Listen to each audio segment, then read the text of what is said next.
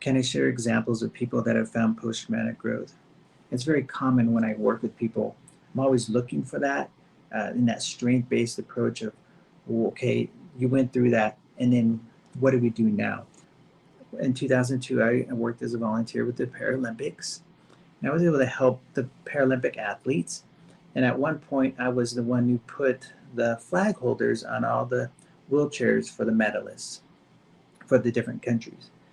And when talking with them and them explaining to me, like I was just an average person, and then this happened to me, and now I'm traveling the world. Now I'm a gold medalist or silver medalist. And to see that things have changed, their opportunities have opened up to them. That concept of helping people realize that now their world opens up to a new opportunity. And I work with Mothers Against Drunk Drivers, for example. That's an example of people going through something difficult and then working with them. Working as with addicts for many years, and now they recover and become therapists. One example would be I was talking and interviewing a woman named Jessie from Idaho. Just a typical mom doing her career, being a football mom, putting together events for them. And then eventually she all of a sudden just starts having seizures. And it's pretty dramatic to her and her family.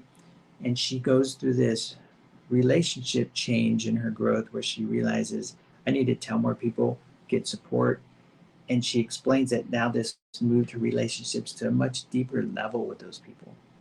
Another example was talking with a couple, Scott and Liz from California. He was a law enforcement officer, and his partner was shot and killed with him there, and he survived. And so he goes through that grief and how do I move on with this?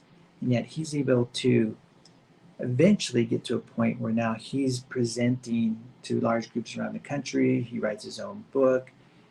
Him and his wife write this book. They're now traveling the country, helping other families that have gone through difficult situations. Another one was a woman named Ruth from Utah.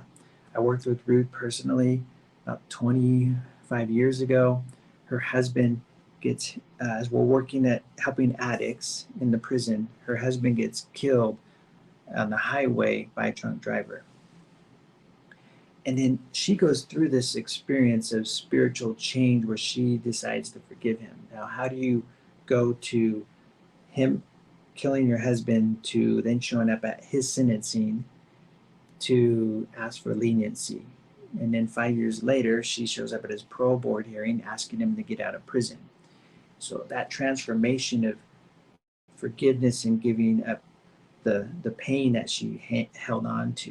And when I talk with people that they have been through some struggle, and now they're like, I'm going to write a book about this. I'm going on speaking tours.